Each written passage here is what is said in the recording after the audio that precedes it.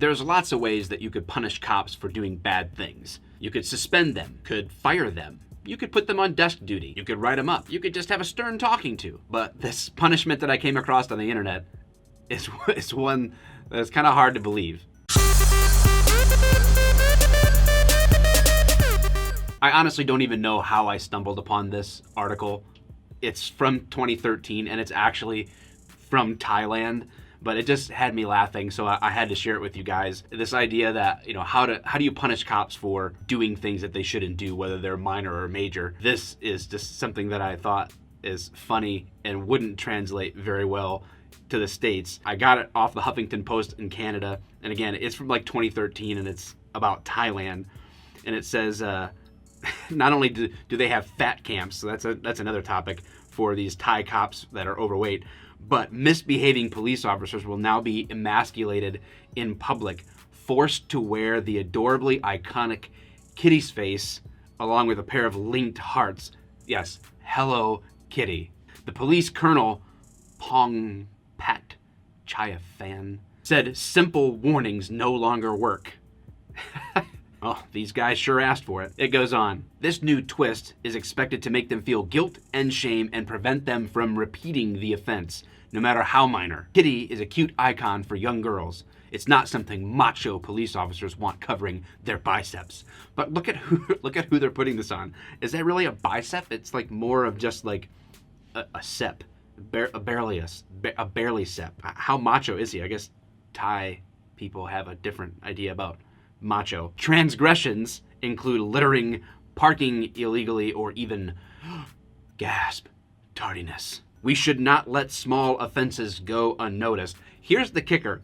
Guilty officers will be made to wear the armbands in the office for a few days with instructions not to disclose their offenses. Let people guess what they have done. Listen, I want to know if Pad Cashew killed someone, not if he, parked illegally. I don't want to be left guessing. The armband is the least of my concerns. The fact that they have it on there, it's Hello Kitty. Gosh, we could all laugh about that. But I want to know what the guy did so that I know what I shouldn't do. Top brass is expected naturally to impose tougher measures for more serious charges, such as corruption and extrajudicial killing. Yeah, I think you should probably want something besides a Hello Kitty armband for that. So it just got me to thinking, stateside here, what could we really do to discourage minor infractions of police officers like littering or illegal parking? I'll tell you what you do. This.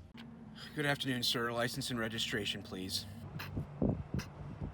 Does somebody want to be a firefighter? Just give me your license. All right, in all seriousness, people will wonder what does happen to a cop that is found out to be doing something wrong. Well, we have a whole spectrum, right? We have laws and we have policies and procedures. Violating a policy or procedure at a department isn't obviously necessarily a violation of the law. Obviously, one of those policies is going to be not to break the law. So internally, a violation of policy or procedure could result in discipline internally. That could be verbal warning or counseling. It could be a written warning, counseling, discipline. It could be suspension.